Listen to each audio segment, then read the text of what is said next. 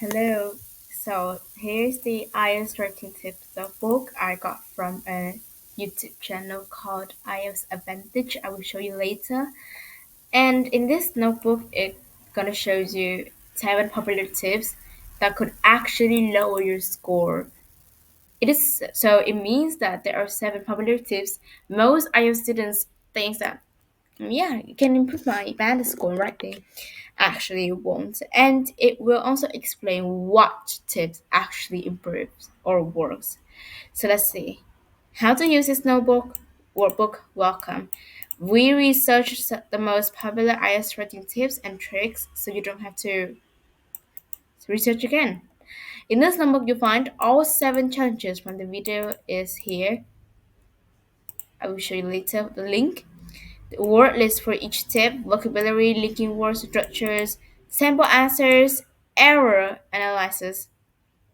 It means that it's explaining exactly why the bad examples lower your score or bad tips lower your score.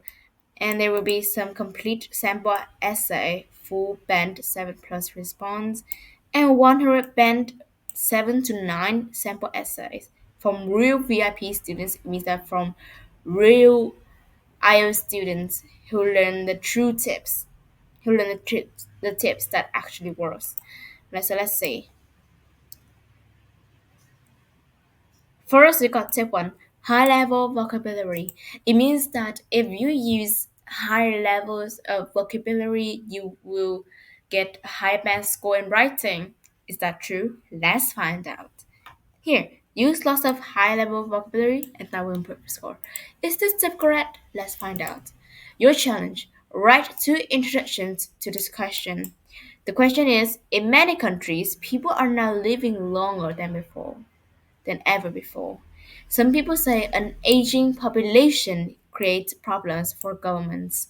Other people believe that having more elderly people in society has its benefits.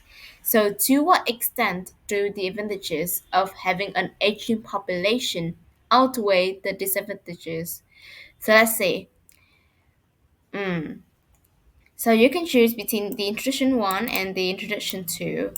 Write normally using whatever English you typically use or use as many words as possible from the vocabulary list on the next card I'm going to show you. So it's the high level vocabulary list and I've written mine. I'm also an IELTS learner, but I got this notebook, a workbook. I downloaded it, so you guys can do it with me. I'm currently at home right now. I'm only 11 years old in grade 6, as you can see, but I'm trying to learn IELTS, to improve my English better. I want to go to England to see the British people, to in to practice the British accent. So let's see. Most of these words, I don't know. I know this one, ubiquitous. It means that it's everywhere, it's popular. But most of these words, I don't know them because they're really high level vocabulary list. I will send you the link for the IELTS Writing Tips Workbook and for the video that you have to watch while doing the challenges. Now, so let's say sample answers good with bad. So good answer is means that it's normal introduction, is natural, it doesn't use much of high level vocabulary. Let's say it is true that life expectancy is increasing in many parts of the world. Whilst this trend can place significant pressure on government resources like healthcare, I believe the advantages are more significant. The stronger family bonds that an older generation provides are crucial for a healthy society. This essay will argue that the benefits of an aging population ultimately outweigh the drawbacks. So, which one would get a higher score? The first one, good answer. Now, let's read the bad answer one. It means that using high level vocabulary. The proliferation of increased life expectancy is now a ubiquitous fact in the modern world. Whilst this, I don't know most of these words. I will have to read it again, but I will explain the first sentence as I watch from the video. It says the proliferation of increased life expectancy is now a ubiquitous fact in the modern world. So in the video, it explained the meaning of the word proliferation. So it means that something that increases rapid and significantly. It means it's really strongly. So of increased life expectancy.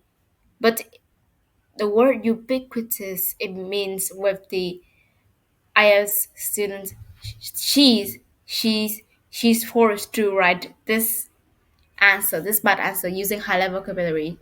But nobody should wouldn't write that. They just forced her to do it to find out the difference, right?